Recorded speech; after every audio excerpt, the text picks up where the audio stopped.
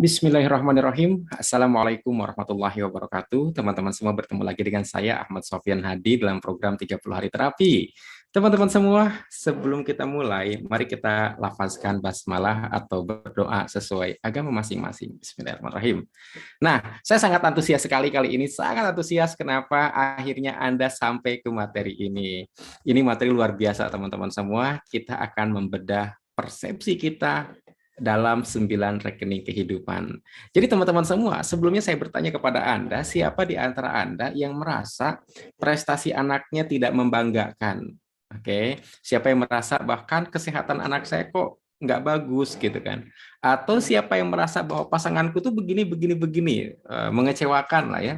Atau siapa yang merasa bahwa finansialnya ya kok gini sih gitu kan? Tidak menyenangkan finansialnya kayak gitu ya. Nah, teman-teman semua, materi ini cocok dan insya Allah akan menjawab keluhan-keluhan di atas. Jadi Anda mesti mempraktekkan dengan serius. Teorinya begini teman-teman semua, apa yang kita percayai itu membuat kita fokus ke situ. Oke, sederhananya, ketika seseorang percaya bahwa dia, mohon maaf, jelek, maka dia akan menemukan kejelekan-kejelekan dalam dirinya. Sebutlah misalkan mukanya berjerawat, sebutlah berat badannya tidak ideal, sebutlah perutnya kok nampak gendut, sebutlah kok giginya gingsul, apapun itu jadi nampak semua. Tapi ketika seseorang percaya bahwa dirinya ganteng atau dirinya cantik, maka dia akan fokus kepada kelebihan-kelebihan dirinya. Oh iya ya, kulitku ini sawo matang loh. Oh ini ternyata mataku ini simetris loh. Iyalah, semua mata simetris ya. Maksudnya jarak dari hidung ke sini gitu kan. Ya, tapi intinya adalah dia akan fokus kepada hal-hal yang buat dia merasa ganteng atau merasa cantik. Nah, sebenarnya sumber daya di semesta ini tidak terbatas, teman-teman semua. Sumber daya di semesta ini tidak terbatas. Ketika seseorang mengatakan, aku orang kaya, maka dia akan menemukan sumber daya yang menguatkan rasa kayanya dia. Sehingga dia menjadi kayak gitu ya. Nah, tapi kalau misalkan seseorang percaya bahwa dirinya miskin, dirinya susah, maka sumber daya agar dia merasa dan menjadi miskin dan susah benar-benar bisa diakses. Nah, sederhananya gini teman-teman semua, Anda pernah nggak katakanlah naik motor gitu ya, naik motor itu bergerak dong motornya. Tiba-tiba ada burung yang mohon maaf berak itu kemudian mengenai helm si pemotor itu. Pernah teman-teman semua seperti itu ya? Kalau saya pernah sih ya, bahkan bukan naik motor, lagi jalan, nggak tanya cerut kan. Walaupun mungkin salah saya gitu ya, lewat di tempat yang tidak tepat atau di waktu yang tidak tepat. Tapi dulu di kampus ITB, teman-teman semua, saya kuliah di Bandung, pernah ke kampus ITB, di atas pohon itu banyak banget burung-burung, dan itu suka gitu ya, dan saya lewat gitu kan. Nah, pertanyaannya adalah, dari sekian banyak orang, kenapa saya yang kena? Mungkin alasannya, iyalah orang burungnya dari atas, kamu jalan di bawah, pasti kena lah. Oke, baiklah diterima. Pertanyaannya adalah bagaimana kalau seandainya saya naik motor, burung kemudian dari atas lagi terbang, dan tiba-tiba menjatuhkan granatnya. Kenapa mengenai saya di antara sekian banyak motor yang lain gitu kan? Kayak gitu. Nah, itu teman-teman semua. Kita akan mendapatkan apa yang kita fokuskan, kurang lebih seperti itu. Itu hanya ilustrasi aja. Itu hanya ilustrasi betapa kita akan selalu mendapatkan apa yang kita fokuskan. Nah, sekarang saya akan ngecek fokus Anda sebenarnya kemana. Kayak gitu ya. Fokus Anda kemana. Nah, sekarang mari kita lihat slide-nya.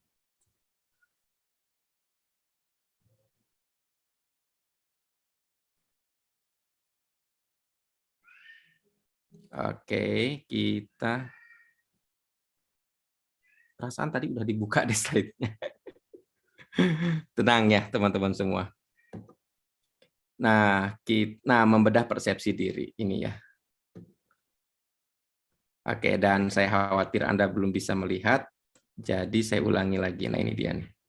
Membedah persepsi diri dalam 9 rekening kehidupan. Baik.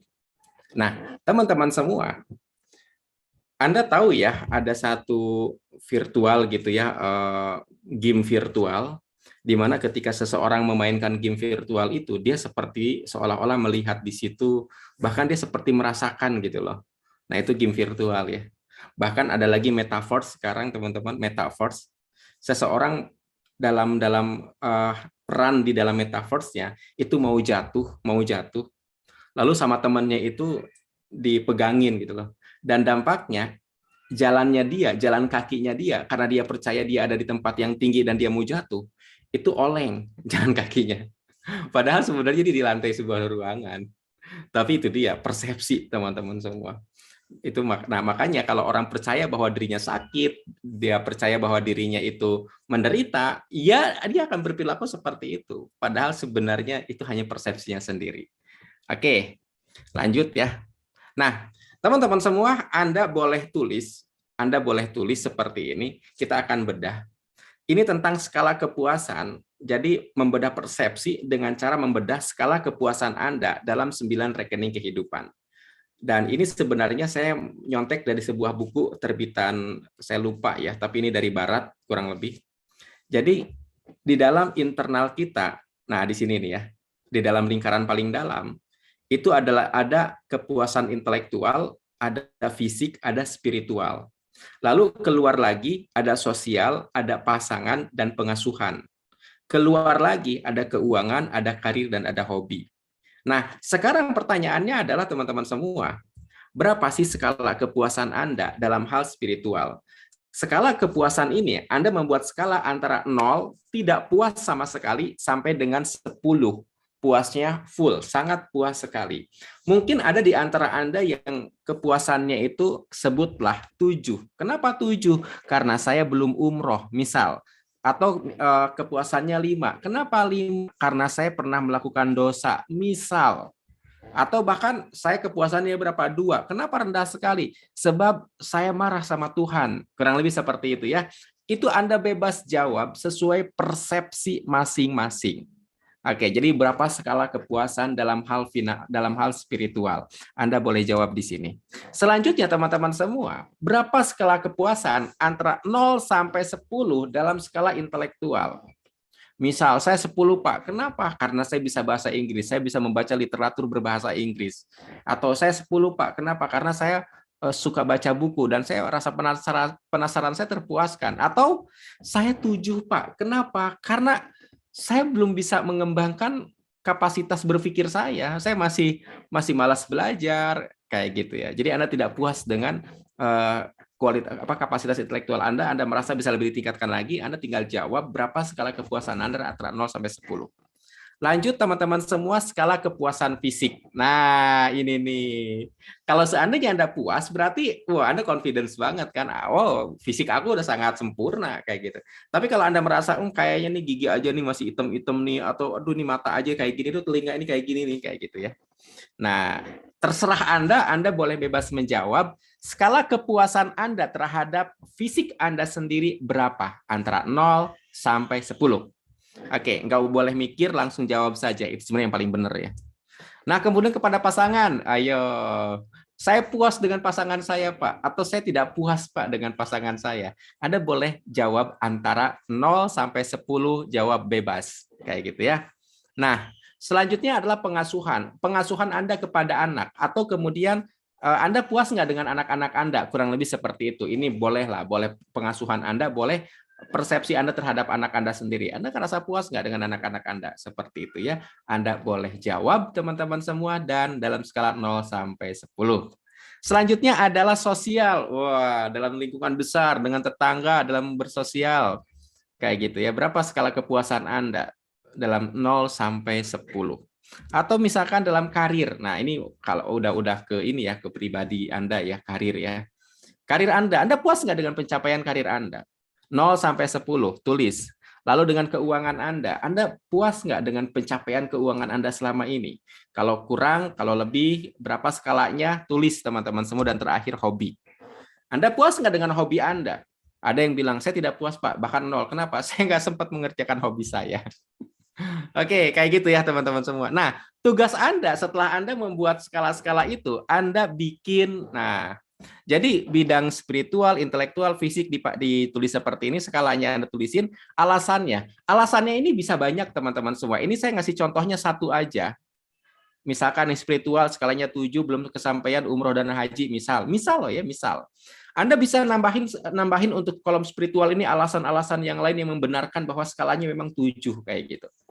Oke, pun dengan intelektual. Skalanya berapa? Alasannya. Yang kami butuhkan sebenarnya alasannya. Membuat skala hanya untuk memandu pikiran Anda. Anda pasti punya alasan. Alasan ini subjektif, tidak perlu dibanding-bandingkan. Kayak gitu ya. Jadi menurut diri sendiri. Nah, setelah selesai dengan alasan-alasan itu, oke, ingat, setelah selesai dengan alasan-alasan itu, maka tugas Anda selesai. Tinggal lanjut ke tugas selanjutnya. Apa tugas selanjutnya? Tugas selanjutnya adalah Anda membayangkan alasannya, membayangkan setiap alasan itu, lalu ucapkan, saya ikhlas ya Allah, saya terima hidup saya ridho dengan takdirmu. Oke? Lalu lanjutkan dengan ho'oponopono atau lanjutkan dengan istighfar sampai lega, mesti sampai lega. Setelah selesai satu alasan, Anda beranjak ke alasan berikutnya. Oke, Pak, jadi banyak dong. Iya, jadi banyak. Ini kita untuk merilis semuanya, teman-teman semua. Agar persepsi Anda itu netral. Sehingga Anda mudah untuk merasa bangga dengan diri sendiri, hidup sendiri, pencapaian sendiri. Kayak gitu. Nah, teman-teman semua, sekali lagi Anda praktekkan ini sampai lega. Kalau sudah lega, Anda boleh lapor kepada mentor masing-masing kalau Anda sudah selesai. Nah, teman-teman semua, penting untuk mengerjakan ini dengan teliti. Anda benar-benar ngecek ke dalam diri sendiri, sebenarnya apa sih, kenapa sih aku skalanya sekian, kayak gitu. Ini Anda bertanya ke dalam. Kenapa kita ingin menggali persepsi-persepsi terselubung yang membuat Anda merasa inferior atau merasa tidak sempurna, lalu dimaafkan, diikhlaskan, kayak gitu, sehingga Anda, wow, setelah ini Anda akan menjadi manusia baru lagi. Oke, itu teman-teman semua materi kali ini. Terima kasih. Assalamualaikum.